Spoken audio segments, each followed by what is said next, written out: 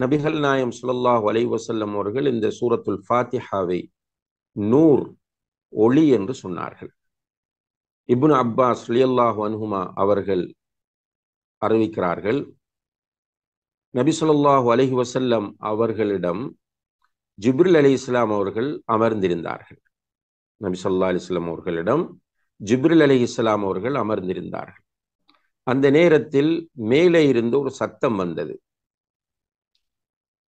மேலே நிமிர்ந்து பார்த்துவிட்டு ஜிப்ரில் அலைஹிஸ்ஸலாம் அவர்கள் சொல்லுகிறார்கள், ஹாதா பாபும் மினஸ் ஸமாஇ ஃபுத்திஹல் யௌம், இது வானத்திலிருந்து ஒரு வாசல் என்று திறக்கப்பட்டிருக்கிறது. வானத்திலிருந்து ஒரு கதவு இன்று திறக்கப்பட்டிருக்கிறது. லம் யுஃப்தஹ் கத் இல்லல் யௌம், இன்றுதான் அது திறக்கப்பட்டிருக்கிறது. இதற்கு முதல் அது திறக்கப்படவே இல்லை. அந்த வழியாக, அந்த வாசல் வழியாக அல்லது அந்த கதவு வழியாக ஒரு மலக்கு இறங்கினார் என்று சொல்லிட்டு திரும்ப சொல்லுகிறார், ஹாதா மலக்குன் நஸல இலல் அர்த் வலம் என்சில் கத் இல்லல் யௌம், இந்த மலக்கு இன்றுதான் இறங்குகிறார், இதற்கு முதல் அவர் இறங்கியதில்லை. ஃபசல்லம, அவர் இறங்கி சலாம் சொல்லிவிட்டு சொல்லுகிறார், அப்ஷிர் பினூரைனி ஊதீதஹுமா, உனக்கு அருளப்பட்ட 2 நூர்கள் இருக்கின்றன, அதை உனக்கு நன்மாராயமாக சொல்கிறேன். உனக்கு அருளப்பட்ட 2 ஒளிகள் இருக்கின்றன, அது உனக்கு நன்மாராயம். அந்த ஒளியை இதற்கு முதல் எந்த ஒரு நபியும் கொடுக்கப்படவும் இல்லை என்று சொல்லிவிட்டு ஃபாத்திஹத்துல் கிதாப் வ ஹவாத்தீமு சூரத்துல் பக்ரா, அதாவது சூரத்துல் ஃபாத்திஹாவும் சூரத்துல் பக்ராவினுடைய இறுதி வசனங்களும் என்று சொல்லிவிட்டு அவர் சொல்லுகிறார், லன் தக்ரஅ பிஹர்ஃபின் மின்ஹுமா இல்லா உதீதஹு, இந்த 2லும் நீ ஒரு எழுத்தை ஓதினாலும் அது உனக்கு தரப்படும் என்று அந்த மலக்கு சொன்னார் என்று ஜிப்ரீல் அலைஹிஸ்ஸலாம் அவர்கள் சொன்ன செய்தியை இப்னு அப்பாஸ் ரலியல்லாஹு அன்ஹுமா அவர்கள் பதிவு செய்கிறார்கள். இது முஸ்லிமிலே இடம்பெற்றிருக்கிறது.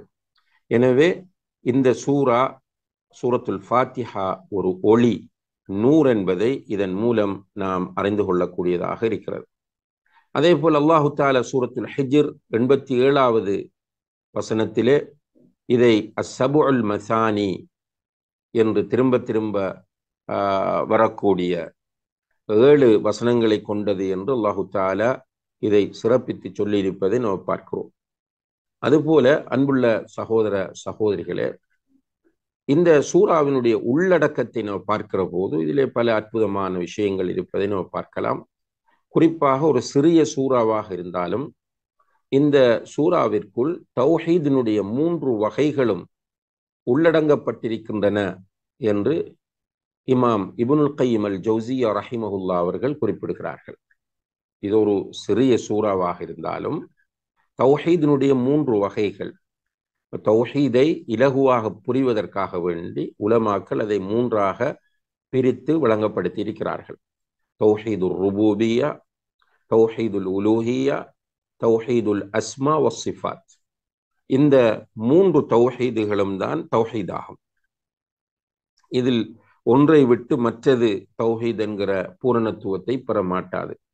தௌஹீது ருபூபியா என்று சொன்னால் அல்லாஹுடைய செயல்கள் மூலம் அல்லாஹுவை ஓர்மைப்படுத்துவதாகும்.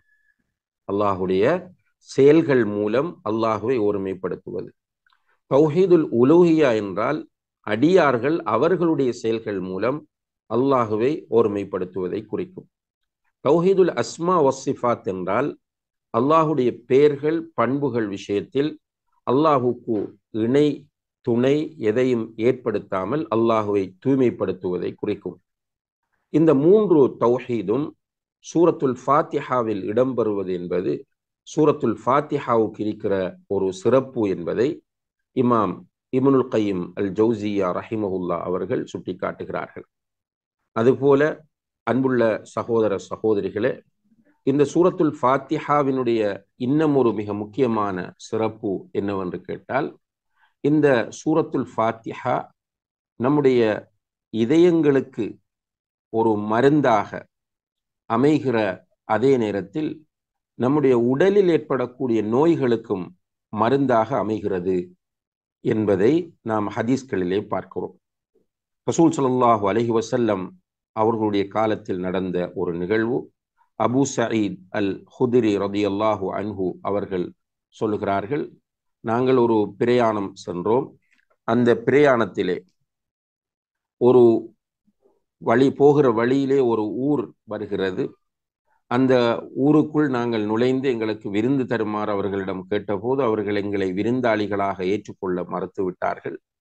எனவே நாங்கள் வெளியிலே வந்து தங்கி கொண்டிருக்கும் போது திடீரென அவர்களுடைய ஊர் தலைவருக்கு தேள் கொட்டப்பட்டு விட்டதாகவும், அதற்காக வைத்தியம் செய்யக்கூடிய யாராவது இருக்கிறார்களா என்று எங்களிடம் வந்து கேட்டபோது நாங்கள் எங்களில் ஒருவர் அங்கே சென்று அவருக்கு சூரத்துல் ஃபாத்திஹாவை ஓதி ருக்கியா செய்தோம்.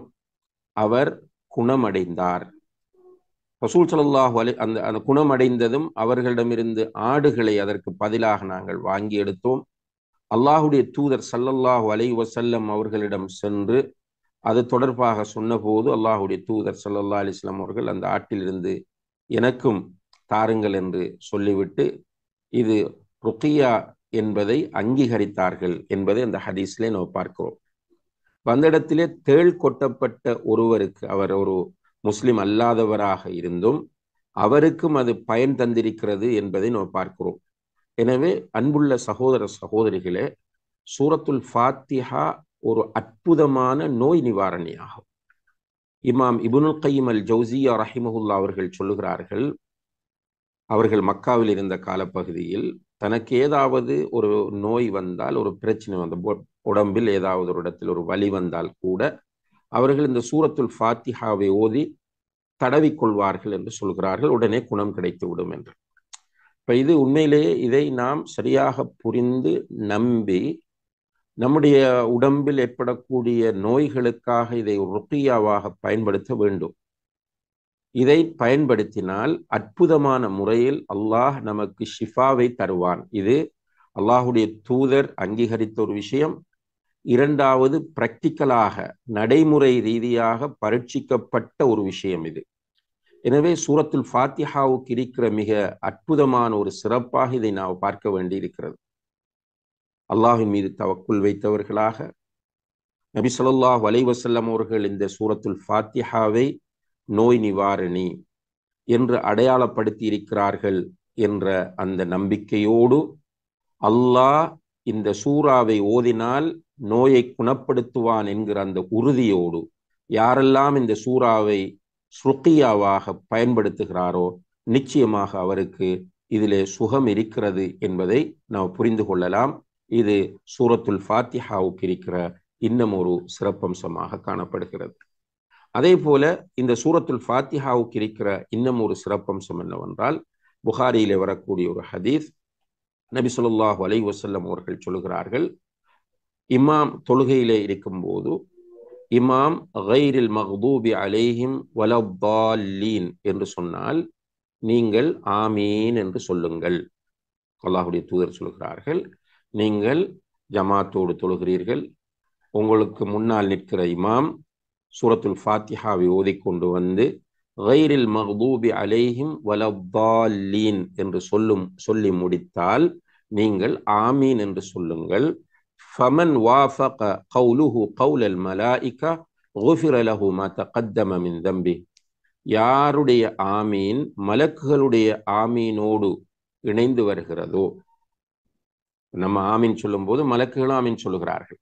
அந்த ரெண்டு ஆமீன்களும் இணைந்தால் அவருக்கு அவர் முன் செய்த பாவங்கள் மன்னிக்கப்படுகின்றன என்று நபி ஸல்லல்லாஹு அலைஹி வஸல்லம் அவர்கள் சொன்னார்கள். இப்ப இதுவும் சூரத்துல் ஃபாத்திஹாவுக்கு இருக்கிற ஒரு மிக முக்கியமான சிறப்பாக காணப்படுகிறது. இவ்வாறு பல்வேறு சிறப்பு அம்சங்களை கொண்ட ஒரு அற்புதமான சூறாவாகத்தான் இந்த சூரத்துல் ஃபாத்திஹா காணப்படுகிறது என்பதை முதலிலே நாம் கவனத்திலே கொள்ள வேண்டும். அதே நேரத்திலே அன்புள்ள சகோதர சகோதரிகளே, சிலர் நம்முடைய சமுதாயத்திலே சில நல்ல நிகழ்ச்சிகளை ஆரம்பிக்கிற போது சூரத்துல் ஃபாத்திஹாவை ஓதி ஆரம்பிப்பார்கள். சிலர் சொல்லுவார்கள் அல் ஃபாத்திஹா என்று சொன்னதும் எல்லோரும் சேர்ந்து சூரத்துல் ஃபாத்திஹாவை ஓதுவார்கள். சில இடங்களிலே டிக்ளேர் பண்ணுவார்கள் அல்லது அனௌன்ஸ் பண்ணுவார்கள், எல்லோரும் இப்போது சூரத்துல் ஃபாத்திஹாவை ஓதுவோம் என்று சொல்லுவார்கள். ஆனால் இவ்வாறு செய்வதற்கு நபி ஸல்லல்லாஹு அலைஹி வஸல்லம் அவர்களுடைய நடைமுறையிலோ அல்லது சஹாபாக்களுடைய நடைமுறையிலோ எந்த விதமான முன்மாதிரிகளும் கிடையாது என்பதை நாம் கவனத்திலே கொள்ள வேண்டும். தேள் கொட்டியவருக்கு சூரத்துல் ஃபாத்திஹாவை ஓதிய நபித்தோழர்கள் ஒரு நிகழ்ச்சியை ஆரம்பிக்கிற போது சூரத்துல் ஃபாத்திஹாவை ஓதியதாக இந்த ஆதாரங்களும் இல்லை என்பதால் நாமும் அவ்வாறு செய்யாமல் இருக்க வேண்டும். எனவே சூரத்துல் ஃபாத்திஹாவை நல்ல விஷயங்களை ஆரம்பிப்பதற்காக ஓதுவது என்பது நபி வழி அல்ல, அது சலஃபு சாலிஹின்களுடைய நடைமுறையும் அல்ல என்பதை நாம் புரிந்து கொள்ள வேண்டும்.